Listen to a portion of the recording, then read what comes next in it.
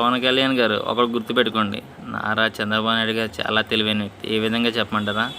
Amalapuram GMC Balayogi గారు ఆయన ముందు కళ్ళ ముందు ఎదుగుతున్నారు అనే విషయం తెలిసిలోకి ఆయన పక్కన పెట్టి ఆటోమేటిక్గా ఆయన వెళ్ళిపోయేలా చేశారు. నెక్స్ట్ వాళ్ళ మామగారు అయిన ఎన్టీ రామారావు గారిని ఏదో విధంగా పక్కకు పెట్టి ఆయన వెళ్ళిపోయేలా చేశారు.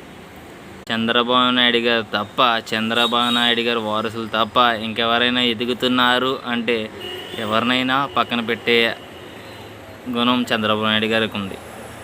అది ఎదిరించగలగా ఒకే ఒక నాయకుడు జగన్మోహన్ రెడ్డి గారు. ఆయనకి తెలిసి చంద్రబాబు నాయుడు గారికి తెలివంటే అంతకు మించి తెలివి జగన్మోహన్ రెడ్డి గారు.